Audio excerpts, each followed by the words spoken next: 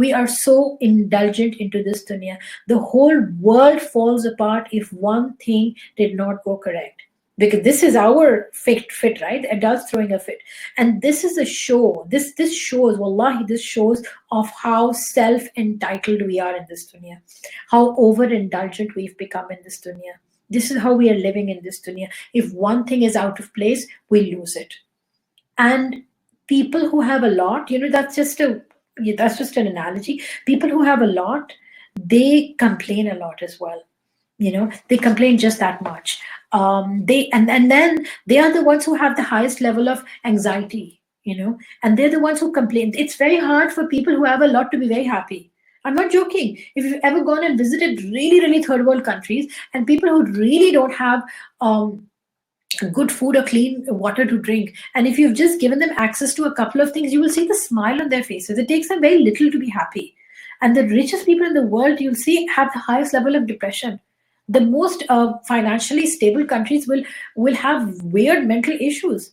They're never satisfied. And that's the core of Islam: to be satisfied, to be content, to be humble, to have humility.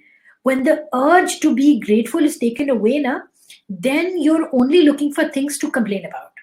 Does that make any sense? When the urge to be grateful is taken away, then all we're going to do is we're going to complain, complain, complain. So you're actually looking for things to complain about rather than looking for things to be grateful about. And you know what happens with this? Iman is damaged. Very, very gradually it affects your Iman, and little by little Iman is taken away. And it affects our Iman. This is why you find the same child, remember, that you've given them a gift every single day. At 10, you don't give it, and then they completely lose it. This is the same child who's going to grow up, maybe 18, and say, I don't understand the concept of God. I don't understand this. Where do you think this child is hearing this from? Where is this coming from? This is coming. Why? Because there's a problem in Iman. Why is there a problem in Iman? Because there was a problem with the element of shukr. There was a problem with the element of not being grateful, complaining about things. So this is all tied together with your Iman. And then it starts shaking your aqidah. That's what happens. So again, the whole ayah plays on a psychological aspect of the way we look at things, and one more thing that I was thinking of, that we lose value of what we've got a lot of times. Initially there's a lot of thank you. Like, for example, if you've given your child if you should give a child a gift, the first sort of couple of hours, they'll be hugging you, they'll be kissing you, thank you so much, thank you, and it's just crazy. And 3 days later, it's just they've lost value of it.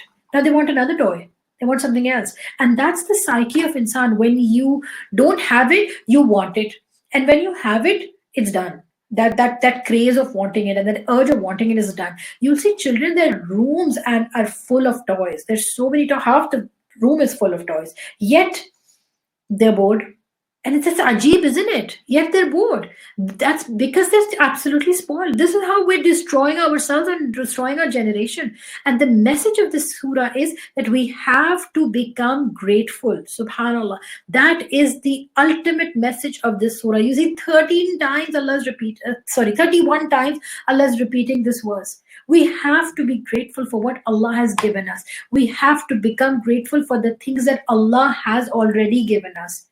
You see, remember the three meanings of the word ala: gifts, things that amaze us, and some things, those things that are beautiful, that they have beautiful qualities.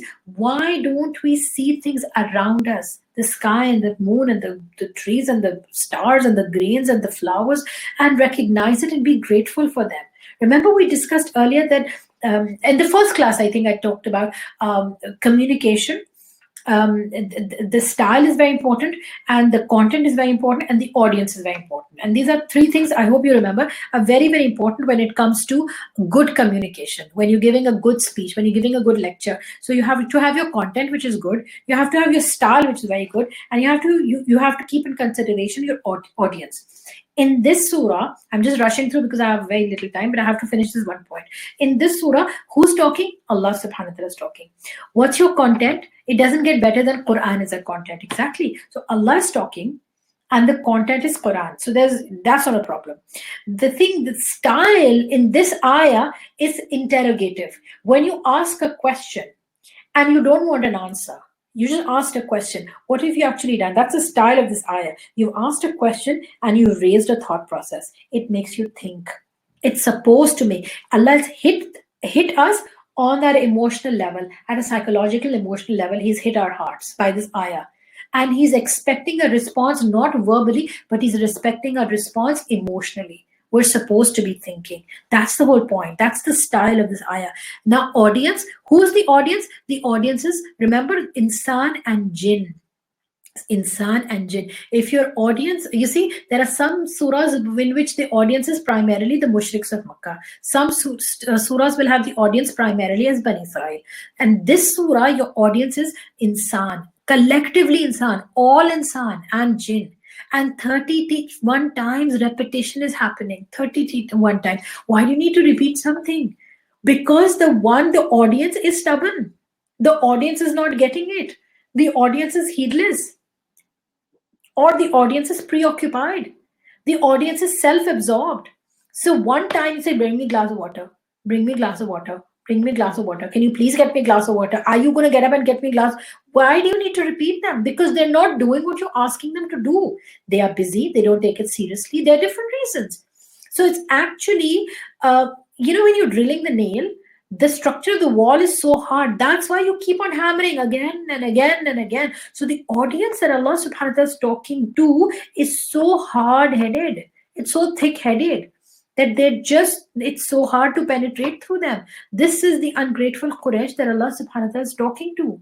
You see, and this is it's so interesting today as well that Allah subhanahu wa ta'ala talks to us, and that's why this surah is so beautiful, because it touches our hearts. And there's no surah like this, because even in terms of the recitation of the Quran, you see, it's an incredibly, incredibly beautiful surah to recite, because it touches the heart.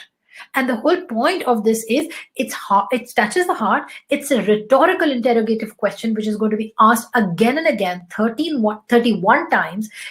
Allah doesn't want a verbal response from you. Rather, He wants an emotional awakening. He wants you to emotionally just wake up consciously and think. That's what Allah subhanahu wa ta'ala is saying. He talks about certain things and He said, how can you deny it? How could you be so blinded? How could you be so self-absorbed? How could you be so, how can you not look? How can you be in that state? How can you be in such a snoozed state that you can't see this? And you can't be grateful about it. You're still complaining. What are you complaining about? What are you asking Allah subhanahu wa ta'ala about? And then He goes on to a couple of verses and then He asks you the same thing. So again, with all of that which we've just studied about, just look at where this question has come. He talks about all this and then He hits you with a question. How can you be so ungrateful?